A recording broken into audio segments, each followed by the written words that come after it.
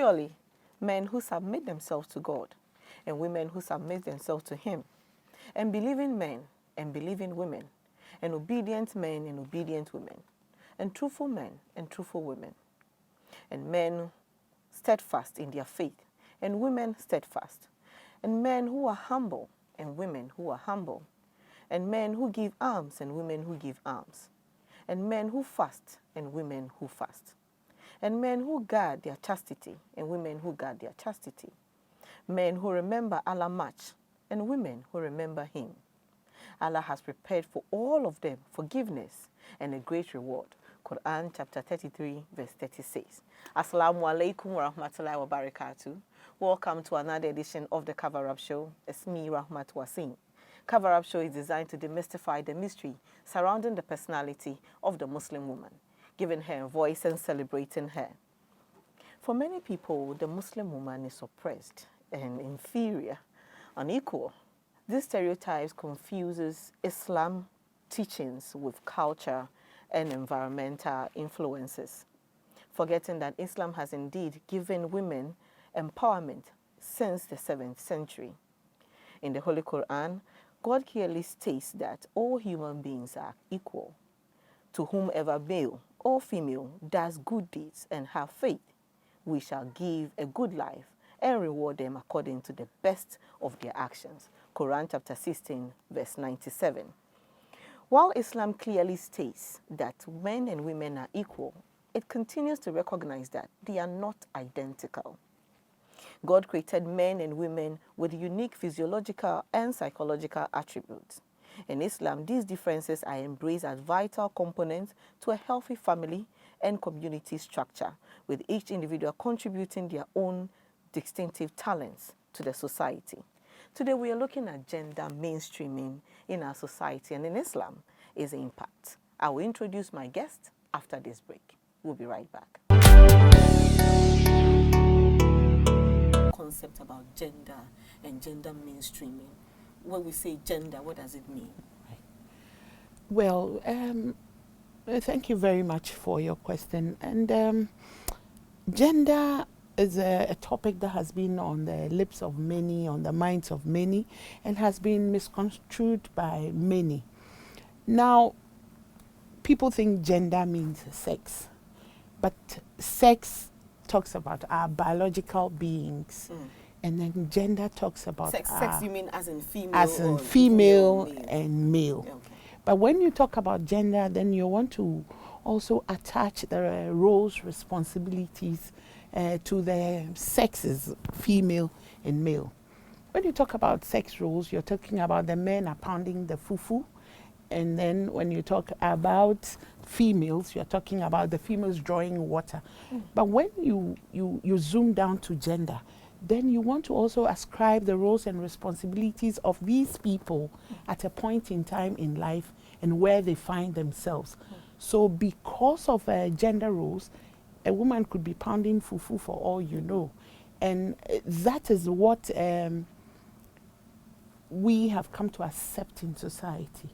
But because it is different from our biological roles and the societal expectations, we want to zoom in and find out exactly how to bring the balance between our God-given sexes that we bring in life and what society has made us, and always ensure that we bring that balance. Is there anything, how did it start? Is there a historical, because we at first we just fill a form, sex.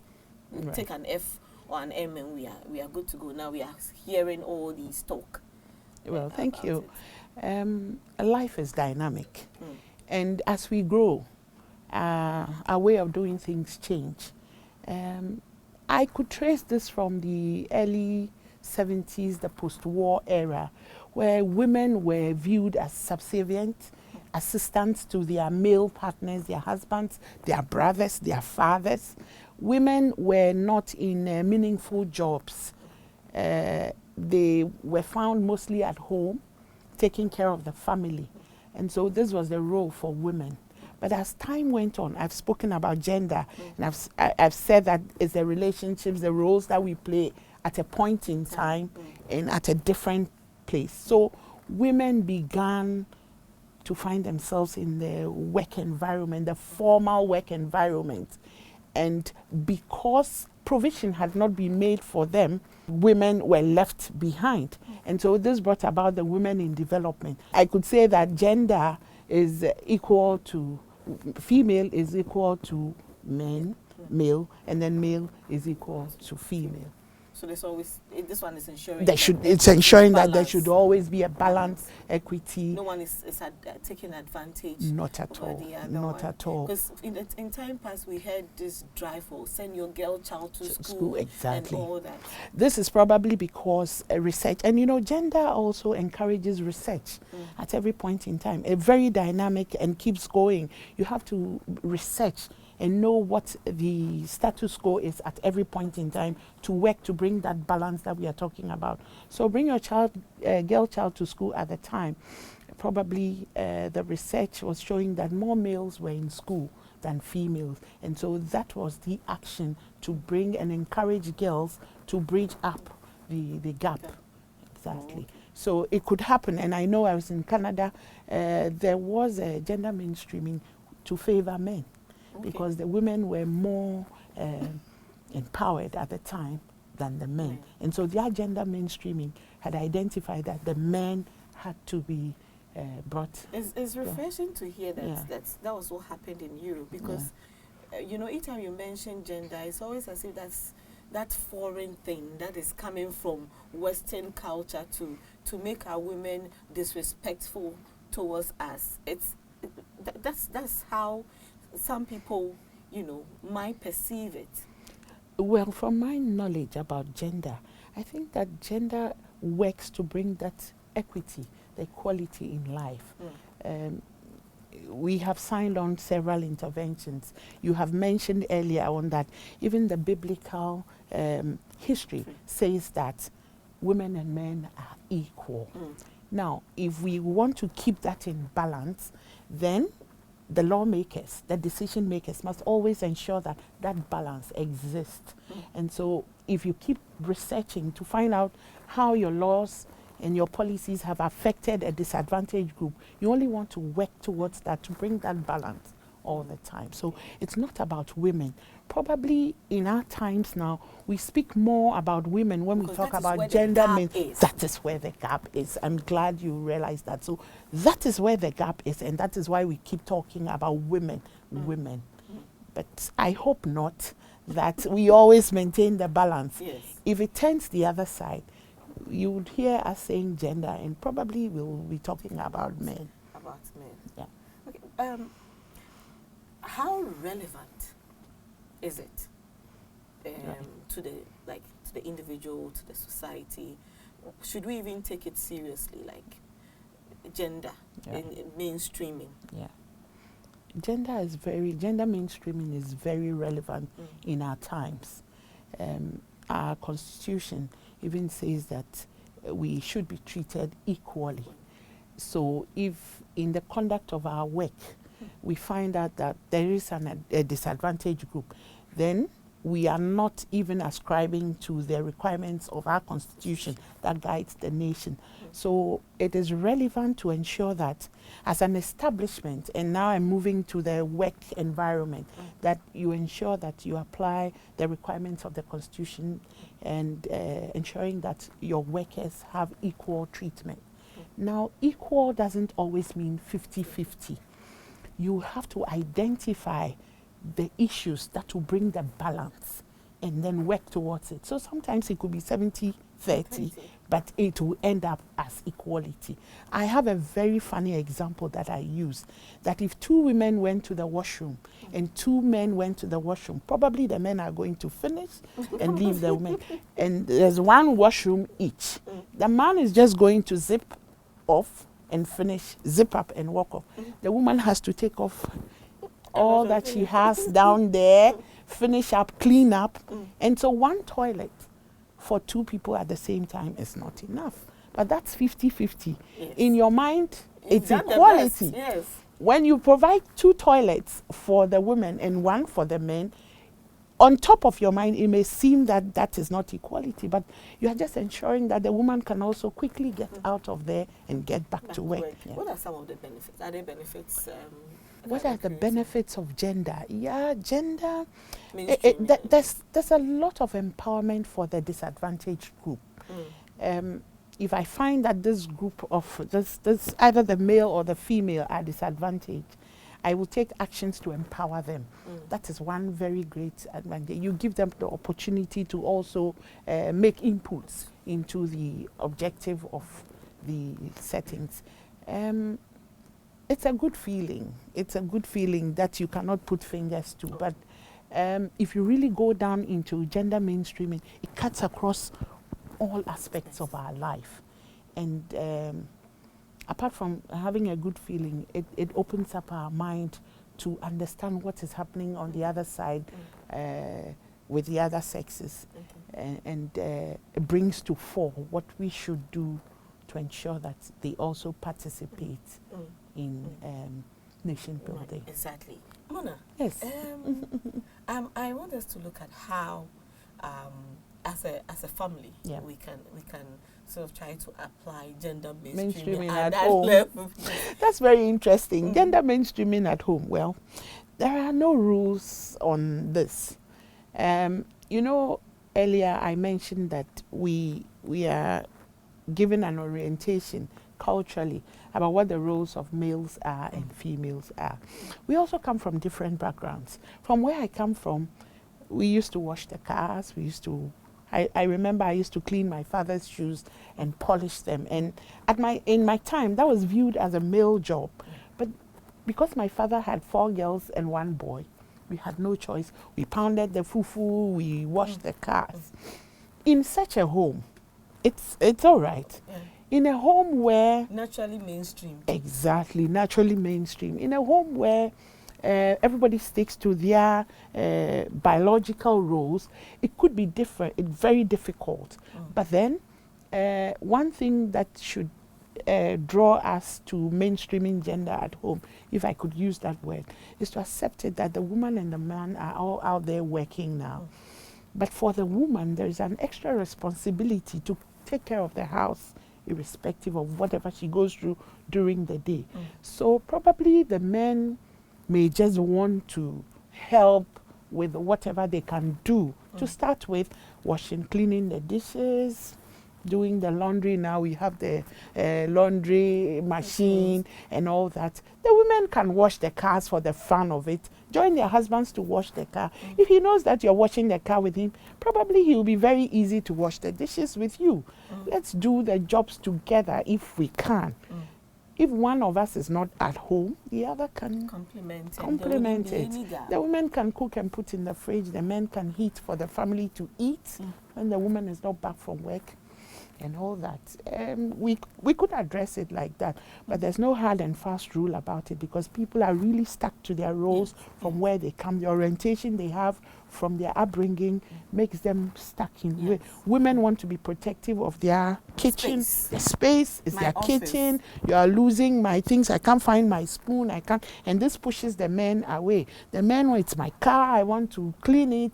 So we have to take all these into consideration. Is it basically not, you know, I don't want to use stereotype, but like not focusing this is my only role. No. This is the only thing that I'm supposed to do. This is the only thing I'm bringing my boys to do. Exactly. Because if you don't find yourself, you find yourself in a different environment, mommy is not there, daddy is not there, who is going to cook? Exactly. Who is going to clean for you?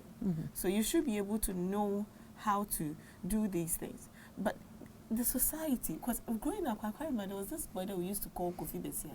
Why? Because that was the only child available. And I think he grew up a little, you know, before the mother was able to conceive. Yeah. So he was like the big one who was assisting the mom. And he did all manner of jobs. And even carried the baby at his back. I wish I could meet him today and say kudos.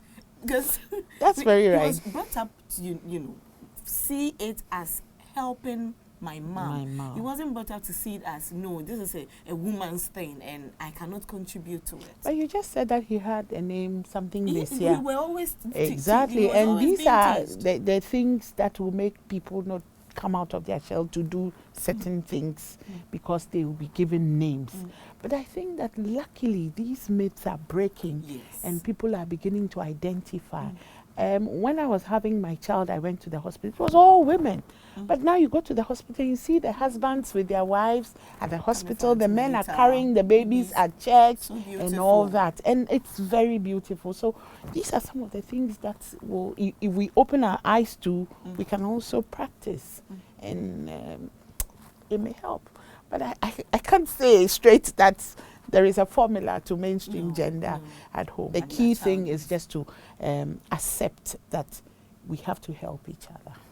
The key thing is in accepting that we have to help each other. Let me give you a story that we've been told that the Prophet of Islam, Prophet Muhammad Sallallahu Alaihi Wasallam, used to help the wives in the kitchen. He used to play with them. This is what we are talking about. We pause here for a commercial break. We'll be right back. How it fuses with our society and our beliefs as Muslim women. We've been doing that with Madame Mona Lisa Jiejong Amalutu.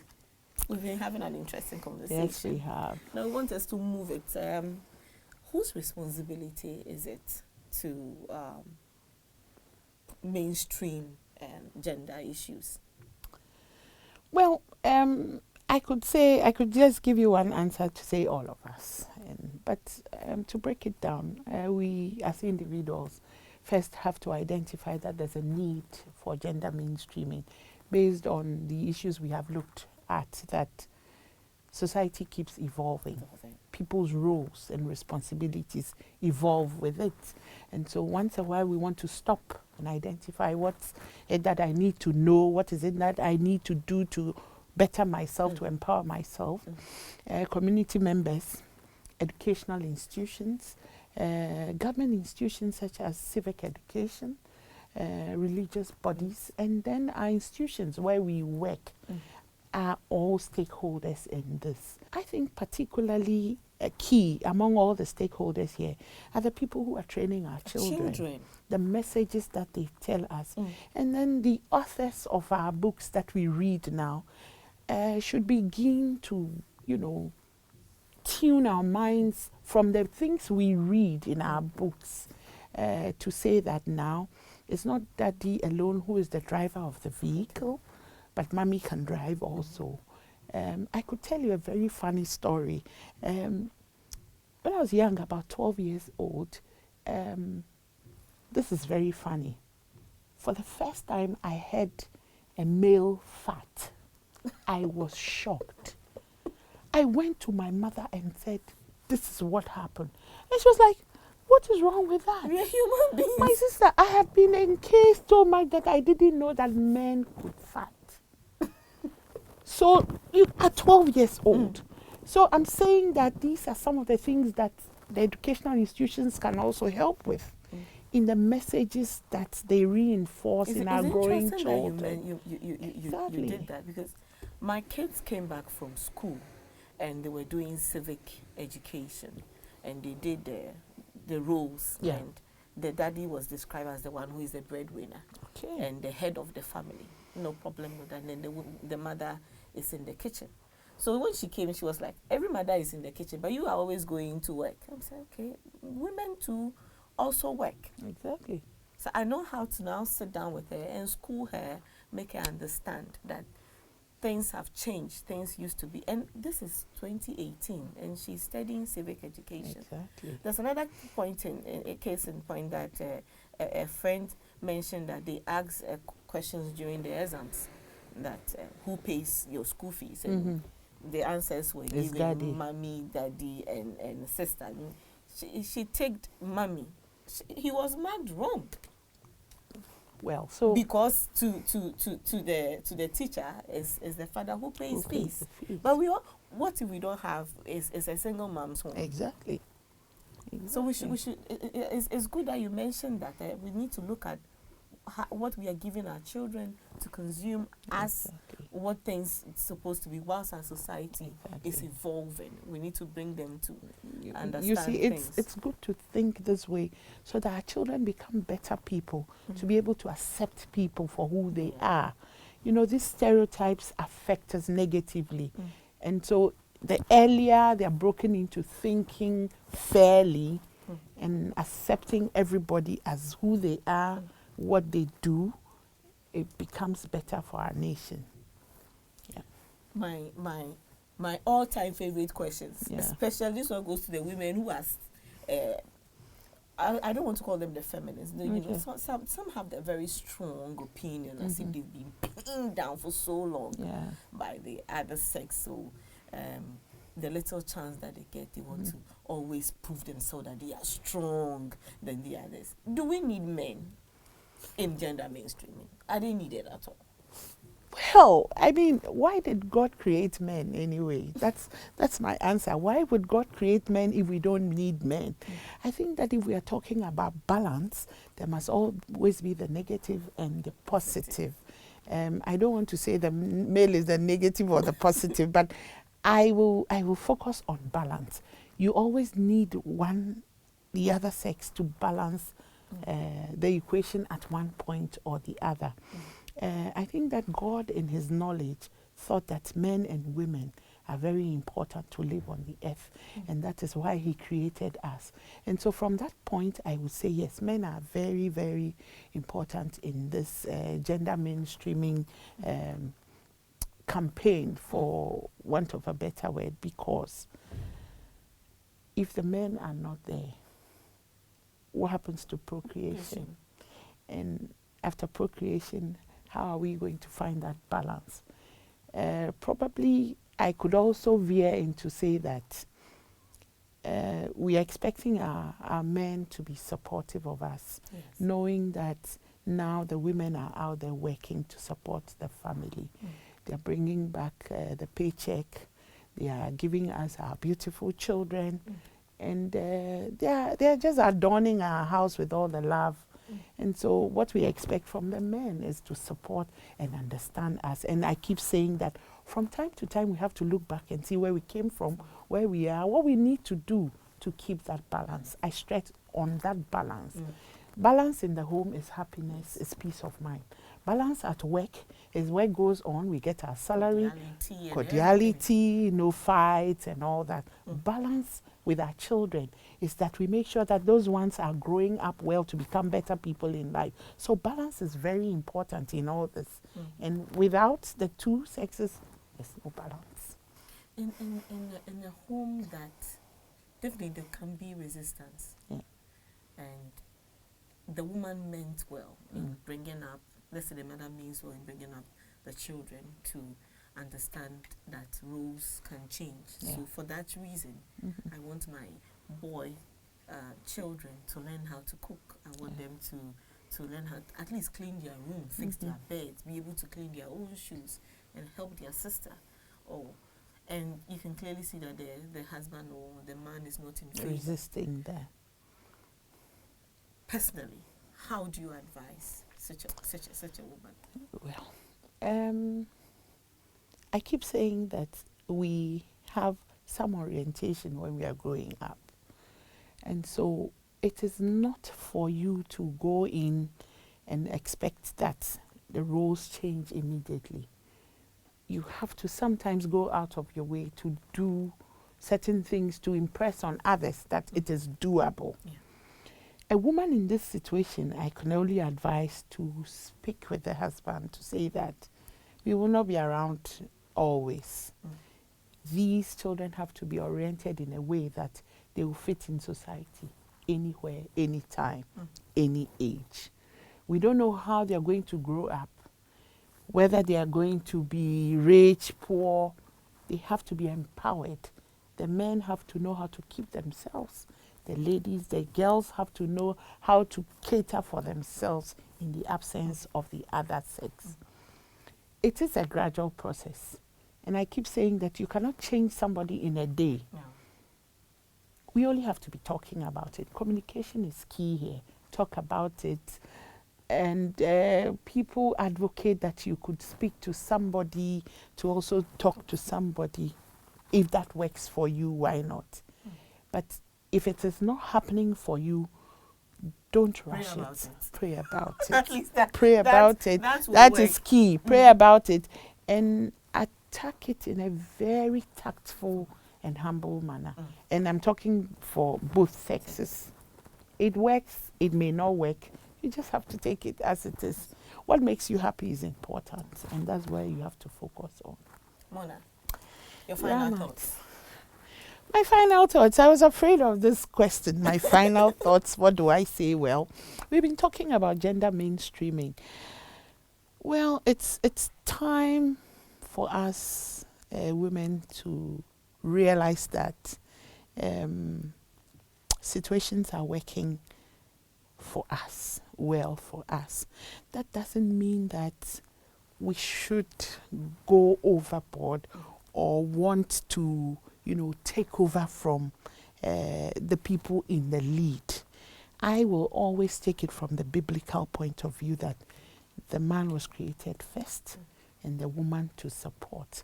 But because of the world in which we are now, that the women have been identified as good leaders, good homemakers, we also need to go out there to support the world to become a better place. We can be good leaders, we can be good advocates, we can be good mothers, good wives. And this is one source of pride for me, that I have two responsibilities and I can achieve them all. I shouldn't forget that there is help. We need help from our sisters, our brothers, our husbands. But that should not be the comfort area to relax and say that I am a woman, I should only be at home. I have told you today that you can be a good leader, you can change the world, but you can still be a woman keeping your home and still do that. Thank you. Wow, mashallah. They say time flies when you're getting enlightened. We've been enlightened this today by Madame Mona Lisa Giojom Amalutu. She's an auditor with the State Auditor Ghana Audit Service. She's affectionately called Mona Mona, a motivational speaker, and so much interested in the issues of gender. We are grateful for joining us. Thank you. Thank you. Remember, don't be afraid to speak up for yourself. Keep pursuing your dreams. Join us again, same time, same place, next week, here on the Cover Up Show. I am Rahmat Wasim. Jazakumullah, may Allah be with us all. Assalamu alaikum wa rahmatullahi wa barakatuh.